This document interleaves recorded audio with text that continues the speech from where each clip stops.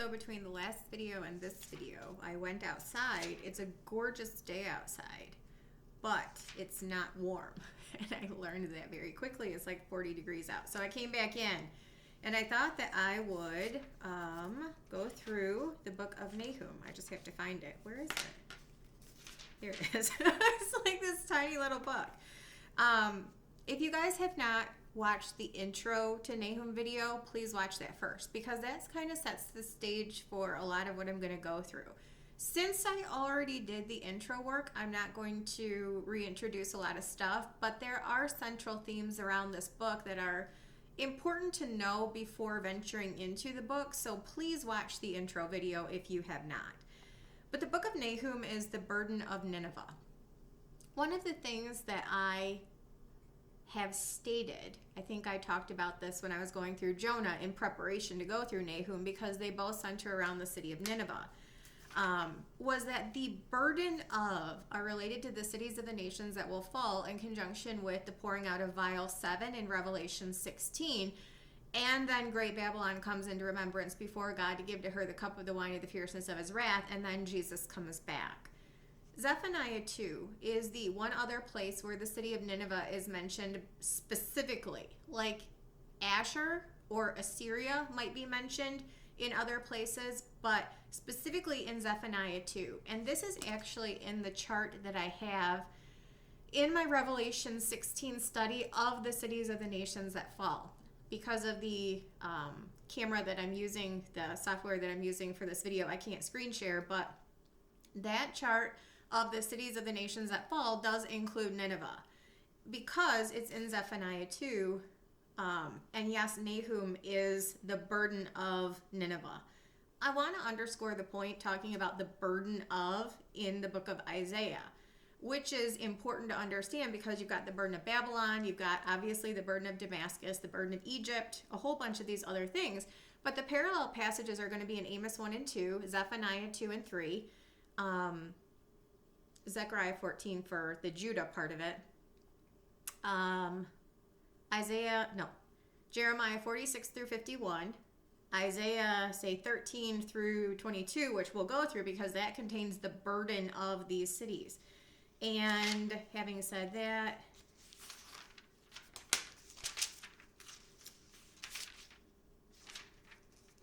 Nahum. All these minor prophets are so tiny.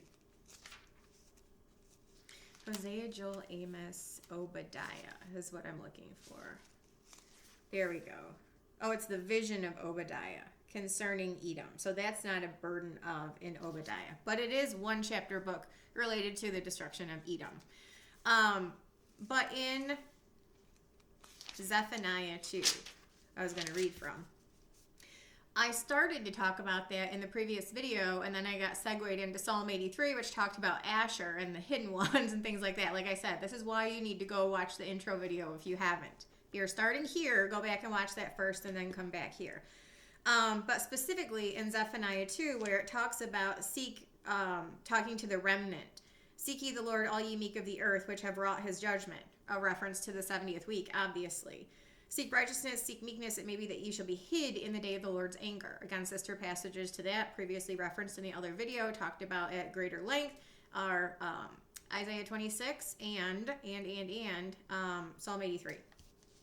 And then it goes into talk about these cities of the nations that are going to fall in conjunction with the second coming of Christ, which is tied to the pouring out of vial 7, and the cities of the nations fall, then great Babylon comes into remembrance before God, etc. So again, sister passages to this are going to be Jeremiah 46 through 51, Zephaniah 2 and 3, Amos 1 and 2, and Isaiah, if not for other minor prophets, Isaiah 13 and then say 15 through 22. It talks about Gaza, Ashkelon, Ashdod, Ekron, Philistines, and Tyre, Moab, Ammon, Ethiopians. Keep these in mind. And then verse 13, he will stretch out his hand against the north and destroy Assyria, will make Nineveh a desolation and dry like a wilderness. So Nineveh is specifically mentioned by name as one of the cities of the nations that will fall in conjunction with the second coming in Zephaniah 2. Now, to underscore the point more fully, because Nahum is the burden of Nineveh. So we need to understand what the burden of these cities relates to. So I'm going to, for comparison's sake, take you to Isaiah. And I'm not going to read any of these chapters. I'm simply going to read the first verses of the chapters, which talk similarly. Isaiah 13:1, the burden of Babylon. That is tied to Revelation 18 and 19, where it's talking about the destruction of Babylon in 1 hour. The Lord puts it in the beast and the 10 kings and their armies' hearts to do so, and then he comes back at the second coming. That's Isaiah 13, the burden of Babylon. We talked about Isaiah 14, which actually mentions the Assyrian that Jesus is going to destroy at the second coming, because the Assyrian is one of the names in the Old Testament given to the beast in Revelation 13 and 17 that he destroys in Revelation 19. Isaiah 15, the burden of Moab. Isaiah 17, the burden of Damascus. 18 talks about Ethiopia. It's not a burden of, but it does talk about Ethiopia, which was also referenced in Zephaniah 2. Isaiah 19, the burden of Egypt. And then in chapter 20, it does talk about the king of Assyria. But that's more talking about a present tense to Isaiah than future. The burden of the desert of the sea in chapter 21, the burden of the valley of the vision in chapter 22. Chapter 23 is the burden of Tyre and Sidon. And then chapter 24 is the second coming. So the point that I'm making with this is that when you're talking about the burden of, you're talking about things that are going to occur part and parcel with the end of days, the very, very last of the end of days prior to, if not specifically in conjunction with the second coming. And that precedent is established in Isaiah, in those chapters that I just read the first verses from. So go check those out if you're interested. Because Nahum carries the same language, the burden of Nineveh, it doesn't mean that there isn't some history related. It means that there's also prophecy related. Obviously, we know, like I talked about in the intro video, the Assyrian Empire was central to dealings with Israel. It was one of the 7 heads mentioned on the beast as the 7 kings. 5 were fallen, 1 is, and 1 shall come. And then the beast is the 8th, even of the 7 shall go into perdition. That's Revelation 17 imagery. Assyria was one of the 7 heads. It was Egypt, Assyria, Babylon, Medo, Persia, Greece, Roman Empire, one that came after the Roman Empire and before the final one, and then the final one is the 8th of the 7 and shall go into perdition. So the Assyrian Empire was central to dealings with Israel, because you're talking about empires that either held them captive or caused them to disperse or destroyed them, at least save for a remnant according to the election of grace, but that had rule over them somehow. So you're talking about those 7 main empires. Nineveh, modern day Mosul in Iraq, is the capital of the Assyrian Empire. Yes, the Assyrian Empire fell to the Babylonians circa 612 BC, and the Babylonian captivity of Israel followed pretty quickly on the heels of that, just several years after. And then the third and final exile of the Babylonian captivity saw the destruction of Solomon's temple, and the city of Jerusalem was sacked and burned in circa 586 BC, and that was the last time the Judaic king sat on the throne. The next one will be Jesus, and that was Zedekiah, who was deposed in that third and final exile of the Babylonian captivity. But the Assyrian Empire was central to the dispersion of the house of Israel, which was the northern 10 tribes. In the aftermath of Solomon, Jeroboam and Rehoboam, the kingdom split between the house of Israel in the north and the house of Judah in the south. The Assyrians came against the house of Israel and dispersed them into the nations. They also did, and you'll find this in the earlier chapters of Isaiah, which is something I referenced that I would look back up. They came against Judah, but they never overcame Jerusalem. So it was kind of like a remnant preserved according to the election of grace. Is yes, The Assyrian Empire did give Judah, the house of Judah, fits, but they never overcame them like they did the house of Israel. And so that's what some of the early chapters in like chapters 8 and 10 and stuff like that are talking about in the book of Isaiah. So the Assyrians did trouble the house of Judah, but they did not overcome them. It would be the Babylonian Empire that would overcome them, which the Babylonian Empire came after the Assyrian Empire. And again, the Assyrian Empire ended circa 612 BC. So there is going to be history aspects to this, but also prophetic aspects to this. Having said that, I'm really just going to read through this. And I will make a note of specific things that are tied to other Old Testament major or minor prophets that I'm aware of, simply because something might be tied does not necessarily mean I will be aware of it. And I will tell you that a lot of the history stuff I will not be detailed familiar with, just kind of bones of it. But we will see as we go through. We will see as we go through. And that'll be that. All right, Nahum 1, the burden of Nineveh. The book of the vision of Nahum the Elkoshite. God is jealous, and the Lord revengeth. The Lord revengeth and is furious. The Lord will take vengeance on his adversaries, and he reserved wrath for his enemies. The Lord is slow to anger and great in power, and will not at all acquit the wicked. The Lord hath his way in the whirlwind and in the storm, and the clouds are the dust of his feet. This is actually taking me to Psalm 103. So I want to see what Psalm 103:8 says, because that's the little footnote here. And I can't edit this video, so if it winds up being nothing, then we'll find out together. Psalm 103:8. The Lord is merciful and gracious, slow to anger, and plenteous in mercy. Well, there you go. Okay. These are why I say, like, in the foreword that I read to my book, I guess I'll read it again. It said, Nineveh had been given the privilege of knowing the one true God. Under Jonah's preaching, this great Gentile city had repented, and God had graciously stayed his judgment. However, 100 years later, Nahum proclaims the downfall of the same city. The Assyrians have forgotten their revival and have returned to their habits of violence, idolatry, and arrogance. As a result, Babylon will so destroy the city that no trace of it will remain, a prophecy fulfilled in painful detail.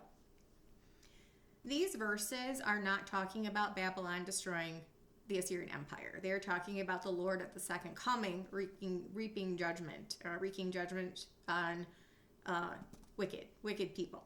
These are definitely references to the second coming. So it says, the Lord is slow to anger and great in power. He will not at all acquit the wicked. That's Revelation 19. I saw heaven open, and behold, a white horse. He that sat on him was called Faithful and True, and in righteousness he doth judge and make war. The Lord hath his way in the whirlwind and in the storm, and the clouds are the dust of his feet. He cometh on the clouds of heaven with power and great glory. Every eye shall see him, and they also which pierced him. And then the whirlwind is actually a reference to Isaiah 66. For behold, the Lord will come with fire, and with his chariots like a whirlwind, to render his anger with fury and his rebuke with flames of fire. And that's why I said it's a comfort zone for a lot of people to say that this applied to something in the history. Instead of going out on a limb and saying, no, it applies to something in prophecy. There's a significantly greater comfort zone to relegate things to the past than to the future. This is why you see so many amillennialists. It is a comfort zone to relegate things to the past instead of to the future. I don't know what kind of psychological comfort that provides, but it must. It is a comfort zone.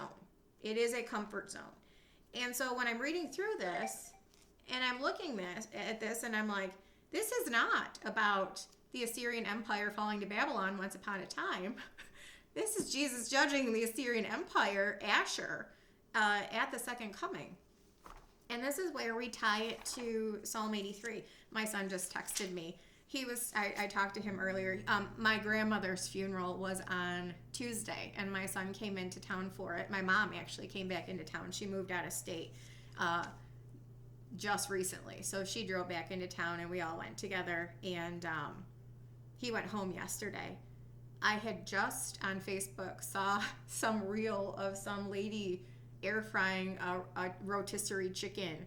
And my son called me wanting to talk about going to get a rotisserie chicken. I'm like, hey, did you know you can air fry it? So he's trying to air fry it right now. He just texted me and said he just flipped it once and all is A-okay. So sorry.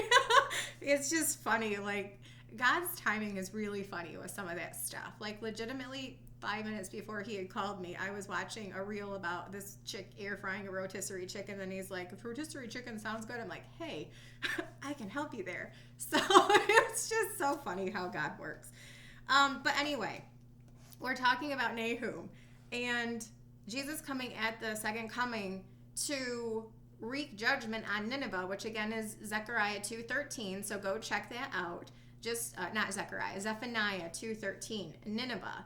And again, you've got references in Micah 5 and Isaiah 14 to the Assyrian, and in Psalm 83, which is the culminating event of God dealing with all of his enemies that are trying to get at him through Israel. This is a culminating second coming event where God deals in finality with all of his enemies. And you have Asher mentioned in verse 8. Asher is also joined with them. They have hope in the children of Selah. And people have been talking about Gideon and the Midianites and Gideon's chariots because Israel, if they go into Gaza, has nicknamed that whatever you call it, Gideon's chariots. And so people were talking about Gideon. It's the stories in Judges 6-8. I wrote about that when I did my, and I wrote about at least part of it when I did my Psalm 83 and Isaiah 17 book, because that story is here in Psalm 83. Do unto them as unto the Midianites, as to Sisera, as to Jabin in the brook of Kison, which perished at Endor. They became as dung for the earth. Those stories that are in Psalm 83 are taken from the book of Judges. No, I don't remember them because I wrote that a long time ago, and it's not something I revisit very often. But I will have written about that in my Psalm 83 book, because both of the do unto these people as you did unto them are in Psalm 83, and they're taken from Judges, and one of them is Gideon and the Midianites. So you can check out that resource if you want. I have not mentioned that up to now, but I did write about that. There's no way that my brain can retain everything I've written about and learned about over time, because it was like in the zone, in the mindset for that. And then it feels like I purge information as I learn more, because my brain is not infinite. It is not infinite. But I will have written about that in Psalm 83. This is a God dealing with his enemies at the second coming. Do unto these people as you did unto these, and save your remnant while you're at it. And then the last verse is, fill their faces with shame that they may seek thy name, O Lord. That's Isaiah 45. That in that day every eye shall see him, every knee shall bow, etc. Let them be confounded and troubled forever. Yea, let them be put to shame and perish, that men may know that thou, whose name alone is Jehovah, art the most high over all of the earth. That is definitely Isaiah 45. So Asher is mentioned in a culminating event when God deals with his enemies at the second coming. These verses, which start Nahum, are all about the second coming. So again, God is jealous. The Lord revengeth. The Lord revengeth and is furious. Fury is wrath, yes, is indignation. This is what Joel 2 talks about also, linking the major and minor prophets together. Joel 2 talks about the time when Israel is going to pray to him to save them.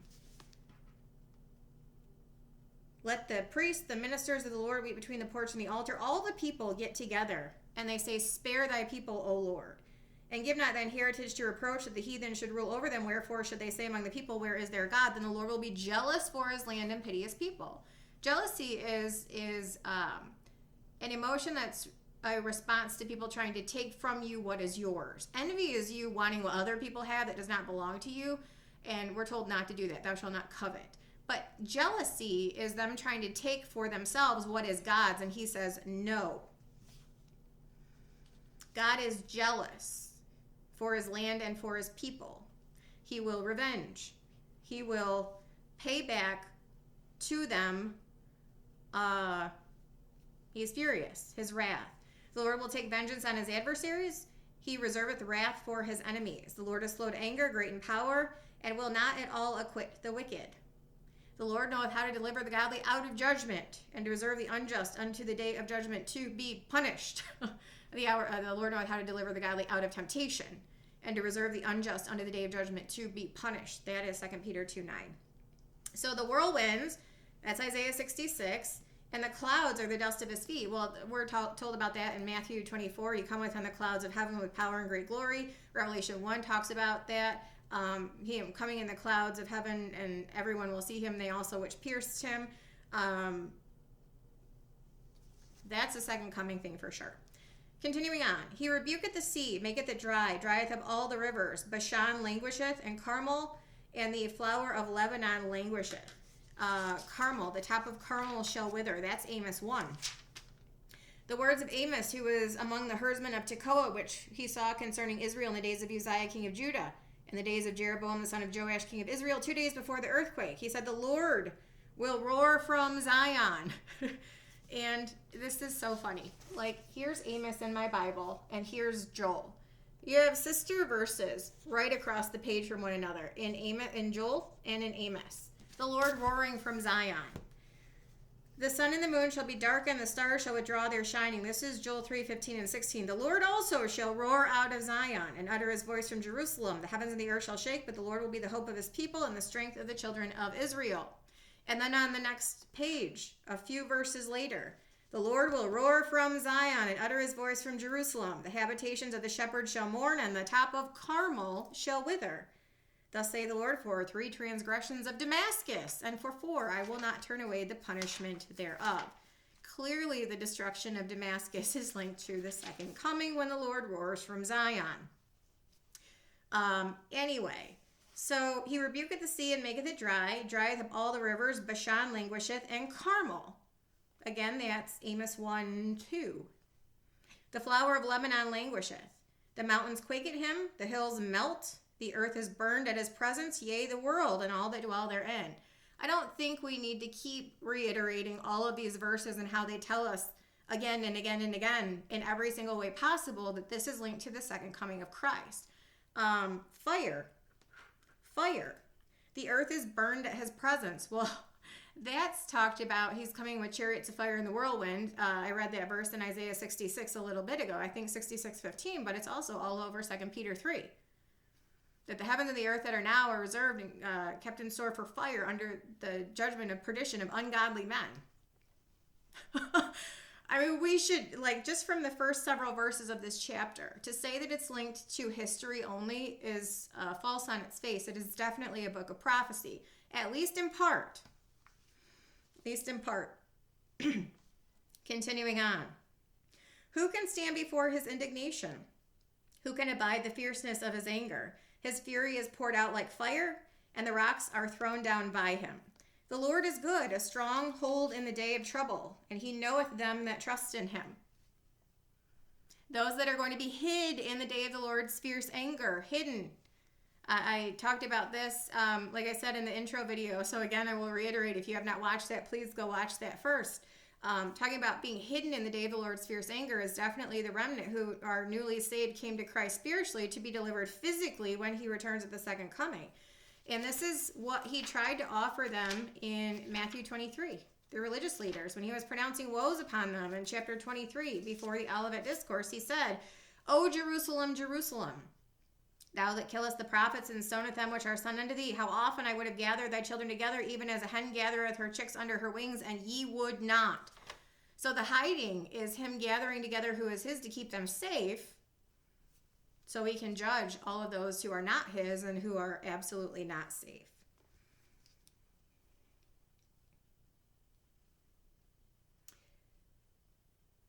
So who can stand before his indignation? Who can abide in the fierceness of his anger? His fury is poured out like fire. The rocks are thrown down by him.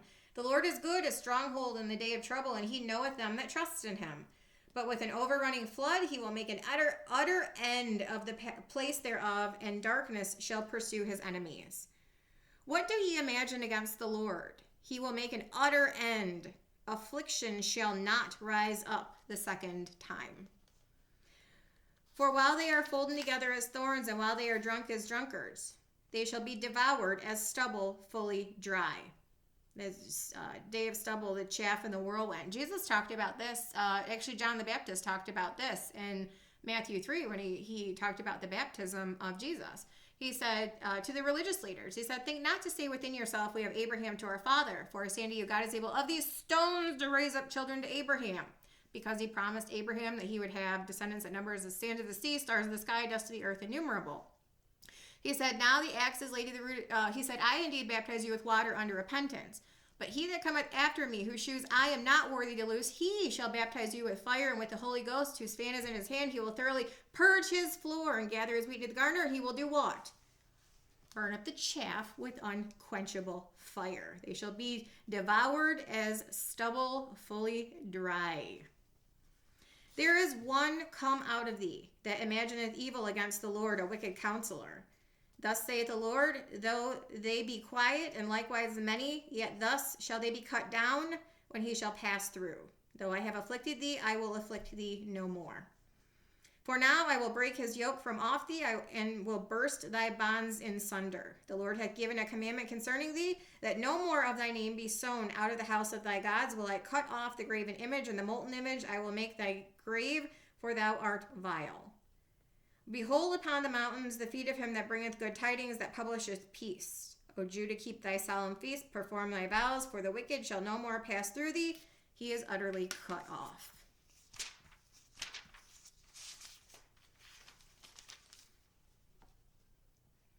And this is something that he also talks about in Joel. Immediately after he comes back and roars out of Zion. The next verse, it says, so shall you know that I am the Lord your God, dwelling in Zion, my holy mountain. Then shall Jerusalem be holy. There shall no strangers pass through her any more. The wicked shall no more pass through thee. He is utterly cut off. I'm going to stop this video here in chapter 1. The next video that I do will be chapters 2 and 3. I don't want to make these too long, but I want to make sure that I give myself enough time to discuss the other passage references between the major and minor prophets to make sure that we know what we're talking about, things that were done or things that are yet to come. So if you guys have any questions about this, let me know. This is Nahum 1. I'll see you in the next video. Take care.